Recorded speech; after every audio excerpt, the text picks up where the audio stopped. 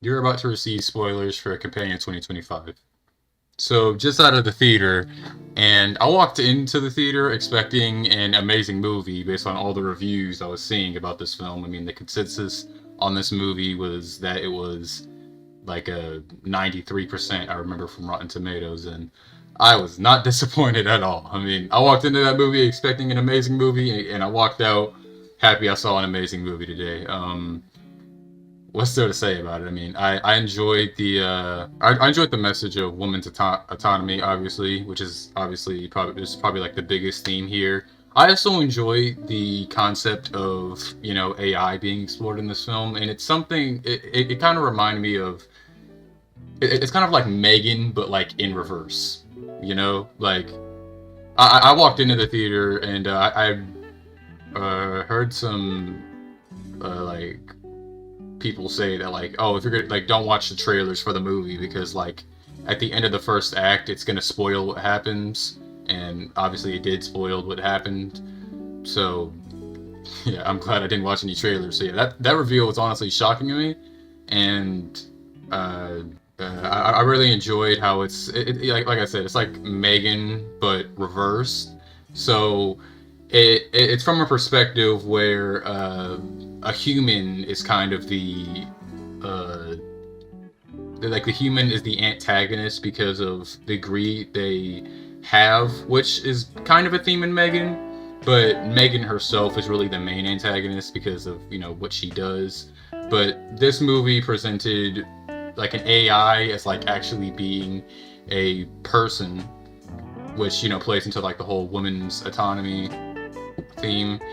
But it also paints a picture of AI that AI can be you know that AI can be dangerous depending on what you do to it. But this movie more focuses on what AI can be used for if it's put into the wrong hands, and that was really refreshing to see on the big screen.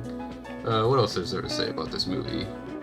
Oh yeah, the use of in medias res at the beginning, where she talks about killing Josh, right? I just watched this movie. I can't even remember his name, but Josh, I believe his name was. Uh, cause she said that, and like that basically quote unquote spoils what happens in the movie. But by the time the climax comes, and like before she kills Josh, I honestly was like on the edge of my seat, being like, is she like really like gonna lose this battle? Because yeah, because like I honestly just forgot that she said that in the beginning, which I think was the whole point of that.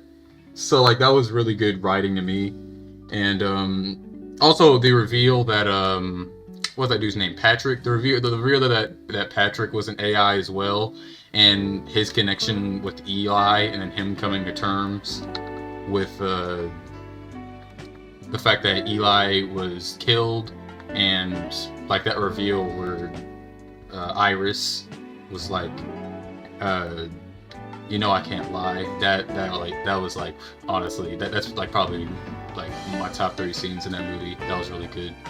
Oh yeah, also Iris's name, Siri backwards, obviously. That was something that was really cool. Oh, and Josh. He's played by let me look him up. Yeah, Jack Quaid. Jack Quaid. I believe he was also in The Boys. Actually, I haven't seen The Boys, but yeah, Josh. But let me just say, Jack Quaid did an amazing job with Josh. Josh, I found him strangely relatable in a way because, like, a big part of him is that uh, he's basically like this loser who feeds on AI in order to uplift himself. So not only like does he use he's using like a AI companion to make himself feels like to make himself feel his sexual desires and like feel his um, need to be loved or whatever by another woman. But he also uses AI to fuel his greed, his obsession with money and things like that. And just seeing him, because like he starts off as like okay, so he's just this typical loser who wants to use AI to fuel his sexual desires, and then you're getting to like, okay, he's using AI to pull like some kind of crazy, you know, move to get a lot of money or whatever, and you're like, okay, that's kind of messed up, but I mean, like, you know, it's really messed up, but it's like, you know, whatever, you know, like it's like it's just some people, you got to do what you got to do sometimes, you know.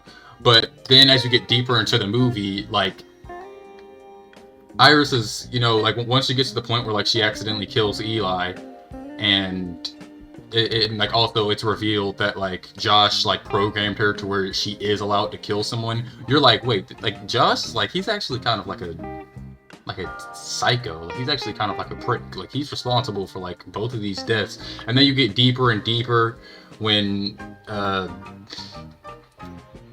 he uses Patrick to kill what's her name? Kat. He uses he uses Patrick. I mean, it was by accident, but like the fact that like he used he didn't feel any remorse for doing what he did.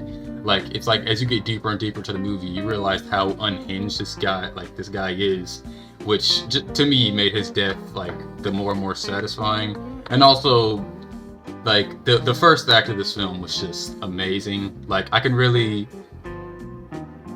Me personally, I can really relate to like the concept of Iris feeling like she has to kind of be a people pleaser to, you know, please, you know, treat everyone in the room as if, you know, they're just, you know, accessories to make someone else happy. Like, I can really feel that.